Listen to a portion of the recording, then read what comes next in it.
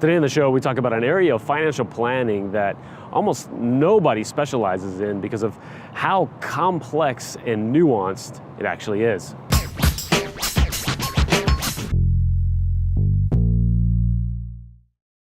How's it going, everybody? Jason Croft here. And you know, when it comes to financial planning, it's so difficult already just to plan for yourself and maybe your spouse in retirement. What happens when you have to plan for and fund your child's retirement as well, and to really take care of them once you're gone? These are the huge things in life that parents of special needs kids have to deal with. And that's where my guest on the show comes in today, Matt Adamczyk. He is really dedicating his life to these families, right? He is one of these families, and through his own needs and experiences, he took it upon himself to become specialized in this area and be that guide for so many other families. So I'm excited to share this interview with you. And yes, as you can tell, with the Bubbl Mobile back here, we are sponsored today by Bubbl Dallas. Folks over there are just doing an amazing job. They are a ride-sharing platform. All their drivers are retired or off-duty police officers, and they specialize in providing rides for folks with special needs, kids 8 and over, and senior citizens as well. They're doing an amazing job here in the Metroplex and expanding well beyond that as well. So I appreciate them for setting this entire episode up. Let's jump in with Matt Adamczyk. Matt Adamczyk, welcome to the show. Nice to be here. Thanks, Jason. This is a blast. And who do we have here in the back? Oh, we got the special care bear. Nice. Yeah, he goes with me everywhere. I love it. We have this is our first guest on the show, backseat guest, that is. Well, this is fantastic. I am so excited, especially after our talk a couple of weeks ago about everything that you do with MassMutual.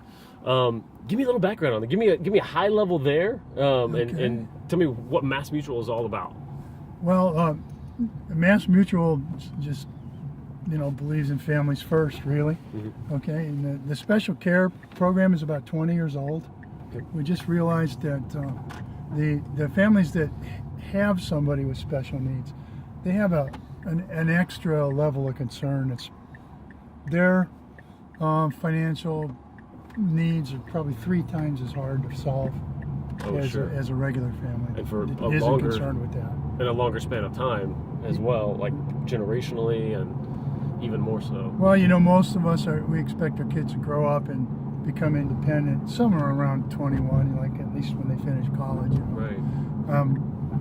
Some earlier than that, but these guys are not going to be self-supporting. It's kind of, we know that. So the biggest question on our mind is, how can we help ensure that the child with special needs is going to have a financial foundation, for a secure, comfortable, and meaningful life. Absolutely. Even after we're not here to do it. Right. So I want to go back a little bit and get a little bit of your history on what brought you to this and to what you're doing right now. Yeah, it's been a journey. Well, I myself am the father of a special needs son. We'll be 35 this summer. Oh, wow. And I used to be an engineer. And when Max was born, it was 1983, and there weren't people like me. We had to sort of piece it together. You got some help from an attorney. The schools helped a little, but they weren't all that knowledgeable about government programs, about what did this mean long term. They knew what to do while the kids were in school, but they couldn't help you think too much about what about after that. Right. And that's where the big worry kicks in. So when I was, let me think, 2010, I lost my job. And so I had to figure out a new thing to do. And I thought, this journey of being the dad of a special needs son, it's taken a lot of extra work to get this right. Some things have worked out just fine. Other things I didn't pan out the way I was hoping. And I thought, I could really be a pretty good guide to somebody.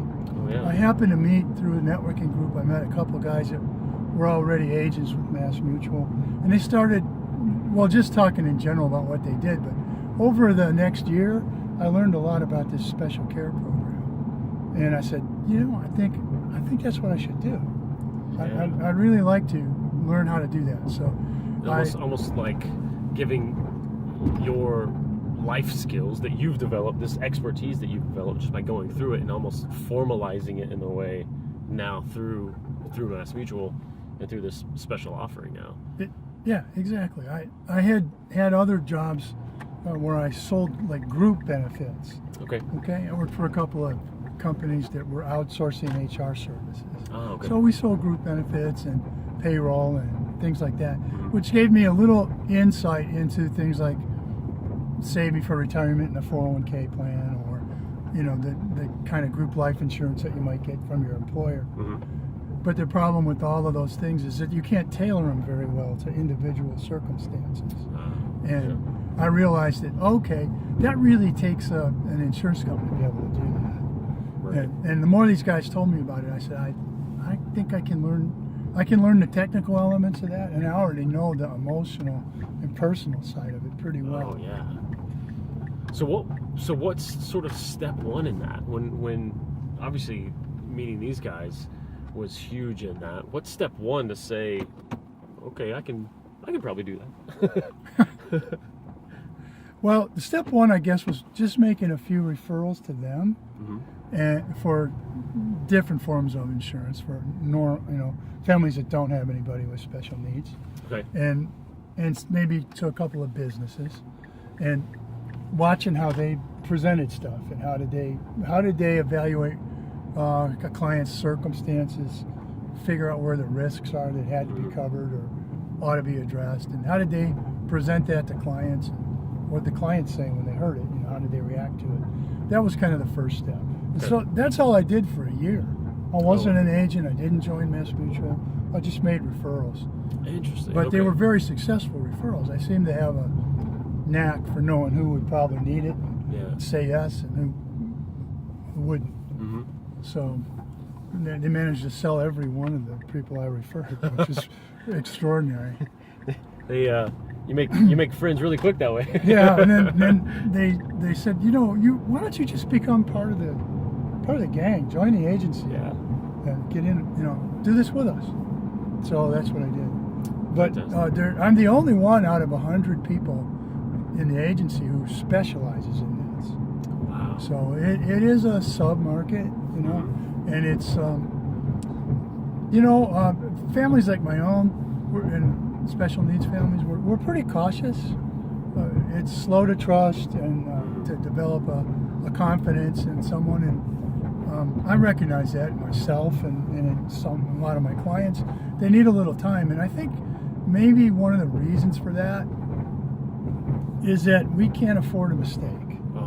Okay, not a big one, maybe a small one, but we've already got expenses that are higher than usual, and so there's not as much extra cash to do things, and you can't afford to have to do it twice. Right. So you're very cautious about who you're taking your advice from and who you trust. Yeah. So my business developed slower.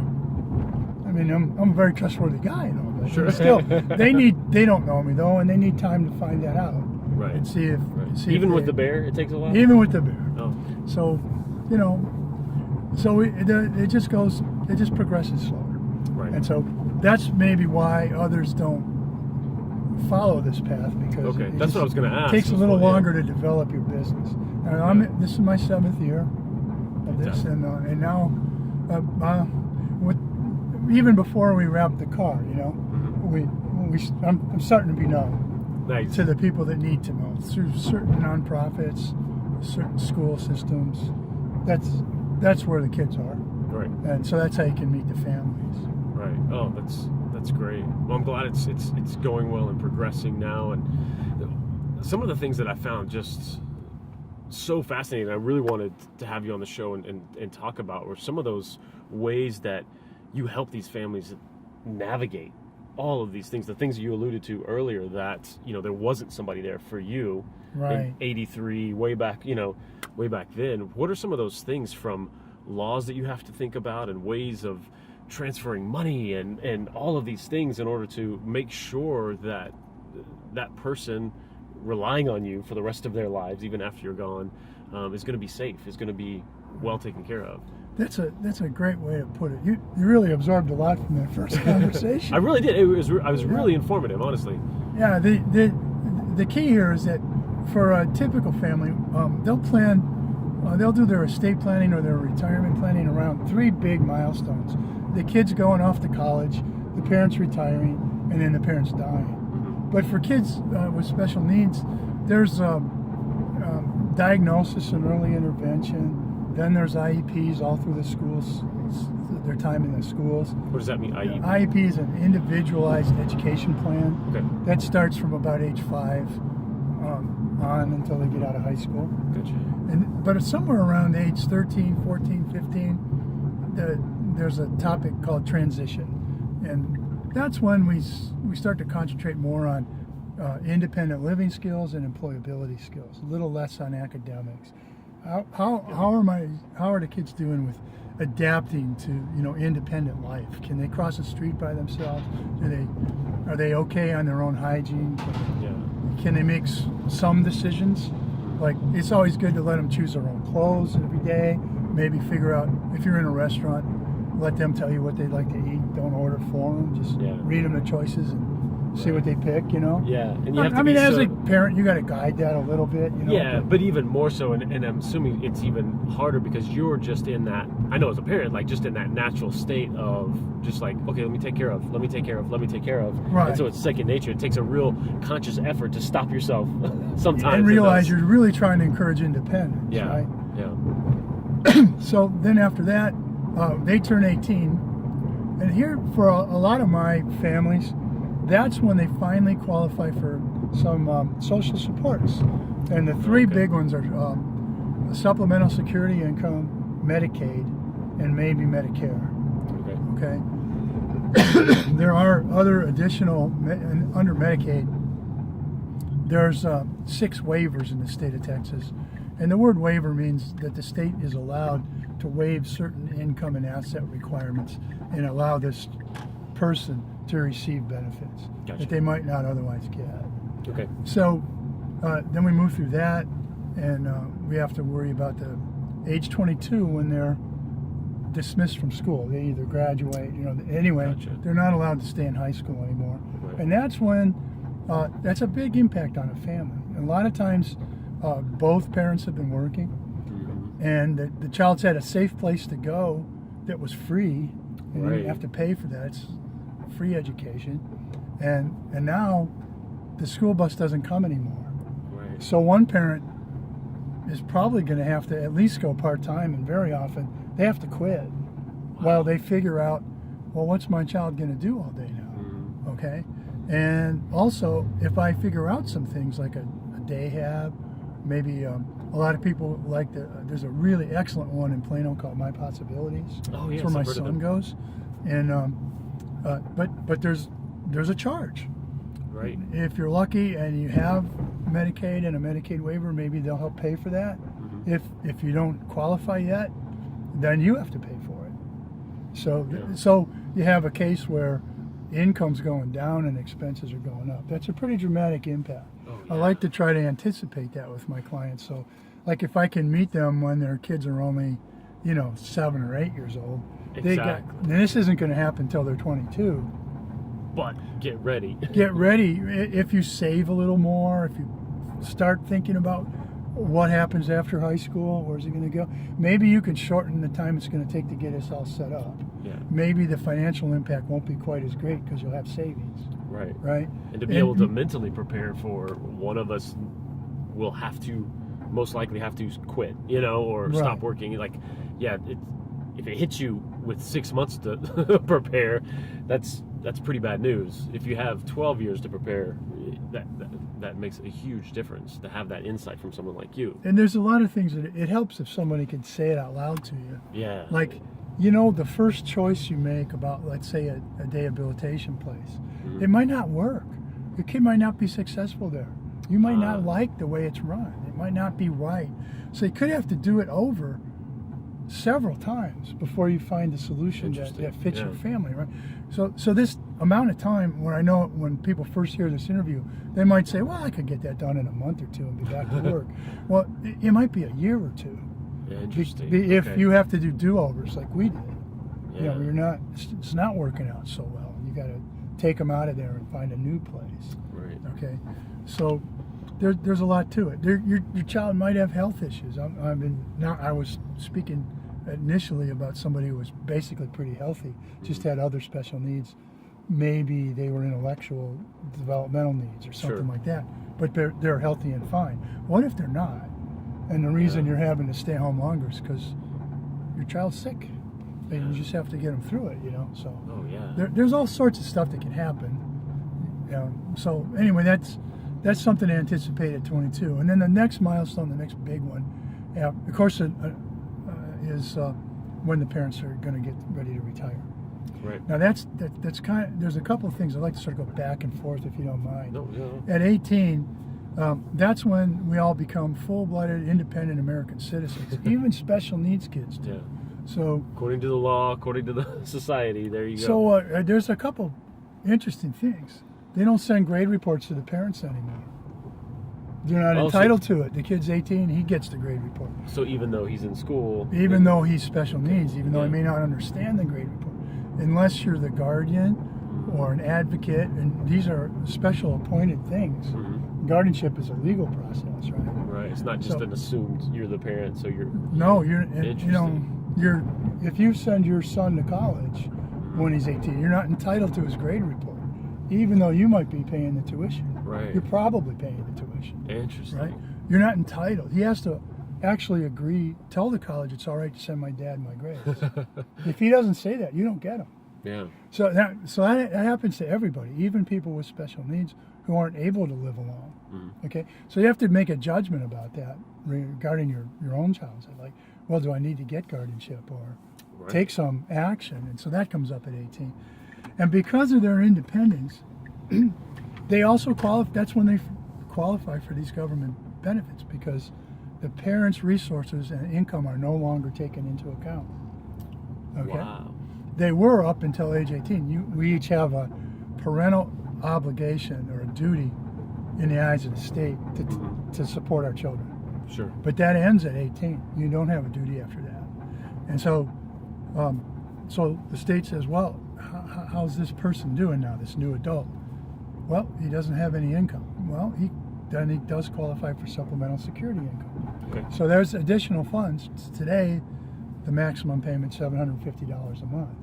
Well, that's money coming into the family that they didn't have a month ago. Yeah. Right? So maybe certainly we helps, can start helping with the financial plan. Right. That will continue unless he starts earning a lot more money. And then in the state of Texas and many other states, if you're granted SSI, you also get Medicaid. Okay. Now that solves a gigantic problem for parents whose kids are being forced off their own health plans. Right. They've been carrying them on their plan all that time. But this is a permanent health insurance. Medicaid has its shortcomings, but it has very few exceptions that it won't pay for. Right. Oh, that's okay, great. it's in one way So excellent health insurance. Gotcha. So yeah, that's a huge. That's a big load off your mind. Oh, yeah. One of the factors that you were going to have to think about for special care planning is where are they going to get health insurance? Oh yeah. Okay. Who's gonna? What happens when I die? Then when are they going to get it? Oh. Okay, so Medicaid's going to fill that gap. Right. That's a relief. When the parents retire and claim their Social Security, then there's an added benefit. If the child was disabled before the age of 22, they're entitled to draw benefits on their parents' record. Even if the child never worked a day in his life. Really? He can draw a Social Security benefit on his mom or his dad, whichever one's the larger benefit. And you know how big that is? It's half of what you get. Wow. This is an important thing in financial planning. I mean, this is going to take a lot of pressure off the family. Oh yeah. Once this happens. And of course, the parents are going to have to be at least 62 before they can, Sure. rely on this. But But there you go. We're talking about the timeline when the parents are ready to retire, so they will be. Right. Right? So this will be a big help. Right, and to have somebody like you to navigate, to even think of this. This is an option. This is how else do you get this information, right? Did you know before we started this? Of course not. Yeah. Right. You know, well, none of my clients know that until they come in the first time, and I walk them through like I'm doing with you. Yeah. And then, of course, the next big milestone is the parent's death. What happens then? So that's where we get into the discussion of things like special needs trusts and stuff like that. And the whole reason for creating a trust is to preserve access to public benefits.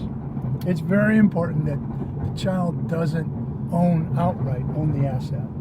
Okay? He can be the beneficiary of the asset, but he can't directly have title to it. Right. That's the truth. That would negate the... As soon as he has title, he's no longer poor. He's no longer destitute.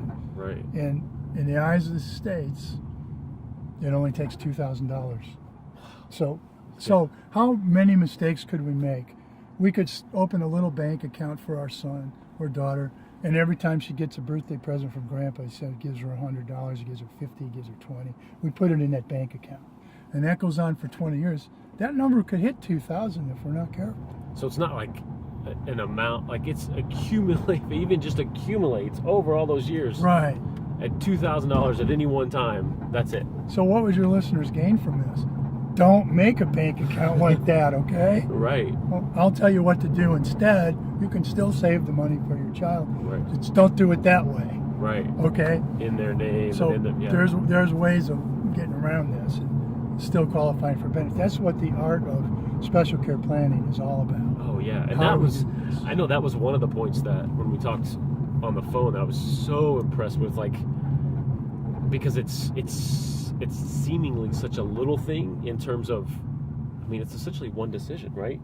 That's a massive outcome, one way or the other. Yeah, you're right. There's one other step after you got your plan together. Working with me and an attorney and an accountant. We'll work with several advisors on this. You need to share what your plan is with your family.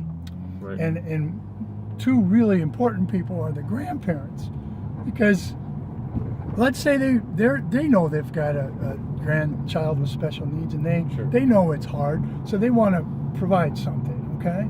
And maybe that something is going to be that they own some life insurance, and they're gonna direct that for the benefit of the grandchild, right? Mm-hmm. But they don't know fancy words like for the benefit of the grandchild. They just say, I'm gonna leave it to him. Right. I'm gonna make him the beneficiary or her the beneficiary. And if they do that, they really get the money. Wow. And let's say maybe they just break off a $20,000 chunk of a $100,000 policy, and they leave it to the special grandchild. Well, that's more than $2,000. All the benefits cease. Medicaid is ended. The supplemental security income goes away. Yeah. Boom. And now you have to re-qualify. And if you go through this process, qualifying initially is a little bit of an effort. It's a job. You don't want to do it twice. I imagine. You really don't want to do it twice. It's not only hard on the parents, it's kind of hard on the kids. No. So you really don't want to put the kid through that twice. Yes. So the grandparents need to know that, I set up a trust, so name that as the beneficiary, right? Not my son, right. Or my daughter. So then after the parent's death, then we need to figure out how long the child's going to live. Oh, sure. And provide for all of that, and that's perhaps the biggest focus of special needs planning. Yeah. But if I could just boil it down this way, I have to build a retirement plan for the parents and a second one for the child.